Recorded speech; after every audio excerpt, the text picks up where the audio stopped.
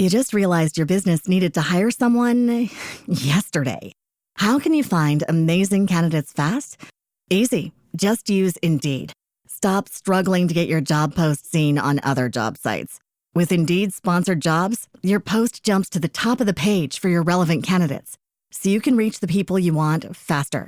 According to Indeed data, sponsored jobs posted directly on Indeed have 45% more applications than non-sponsored jobs. Don't wait any longer. Speed up your hiring right now with Indeed. And listeners of this show will get a $75 sponsored job credit to get your jobs more visibility at Indeed.com/kidsandfamily. Just go to Indeed.com/kidsandfamily right now and support our show by saying you heard about Indeed on this podcast. Terms and conditions apply. Hiring? Indeed is all you need. Okay, let's unpack this. Welcome to our deep dive. Today, our source material is a bit different. It's not an article, but a specific list of search terms we were given.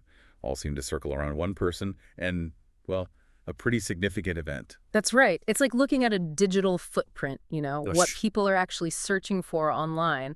And the name that keeps popping up, the anchor for this whole list, is Jonathan Joss. You see different spellings too, like Jonathan, even just John Joss sometimes. Right. And what's really striking is how fast these terms link him to what he's known for his acting. The name John Redcorn appears again and again. Clearly connected to King of the Hill, we're seeing things like John Redcorn actor, John Redcorn voice actor, and then terms that really zero in on it, like King of the Hill actor shot. Yeah, or King of the Hill voice actor shot. It's very specific. And what's also interesting in this particular list, it's not just King of the Hill. The searches also connect him to Parks and Rec, Jonathan Joss, Parks and Rec, and even Parks and Rec actor shot. Okay, so we've got Jonathan Joss, the actor people recognize from King of the Hill as John Redcorn, and according to these searches, also Parks and Rec.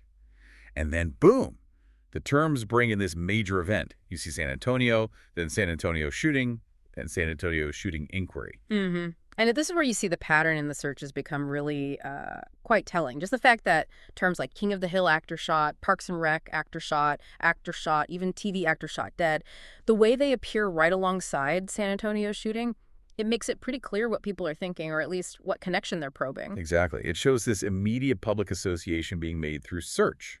Jonathan Joss, his roles, and the specific inquiry into a shooting in San Antonio. And it's framed very specifically around whether an actor was shot or, well, worse. It really highlights how quickly public interest can latch onto a known name when it gets linked, even potentially loosely, to some kind of negative news. And it doesn't stop there, does it? This list we have, it includes other names, too. That's right. Mixed in with all the Jonathan Joss and shooting searches, we find Tristan Kernda Gonzalez, Sigfredo Alvarez Sisha, also spelled Sigfredo Sisha Alvarez, and Ken Hotate, Nick Offerman, and Johnny Hardwick. So those names are just there in the same batch of search terms. And there are other types of searches, too, like Jonathan Joss net worth, kind of separate from the main event. Yeah, it's a mix. But what's fascinating, just looking at this specific collection of terms, is what it immediately signals. It sets up, here's a public figure, here's his work, and boom, here's a potential connection to a serious event in a specific city. It shows you what information people grab for first, what connections they instantly try to make online. Right. But based only on this list of terms, and that's key here, we see who's being searched about what event, and the core question seems to be, was an actor shot? But the specifics, like what actually happened in that shooting, or how all those other names, Tristan Kernda Gonzalez, Sigfredo Alvarez, Ken Hotate, Nick Offerman, Johnny Hardwick, how they fit in relation to Joss or the event. Well, this list of search terms doesn't tell us that directly. No, it doesn't give the full picture. It's more like it's evidence of the questions being asked, the lines being drawn by people searching online. It's like seeing the hypothesis people are testing in real time through their search queries. Yeah, it's a strong reminder, isn't it? How just a handful of keywords can sketch out this whole network of association and public curiosity. Even if the search data itself, it only gives you clues, not the complete story. Exactly. The breadcrumbs, like you said earlier. So that was our deep dive into what a specific set of search terms can tell us and what it can't tell us about a public figure, their work, and a significant event they're being linked to online.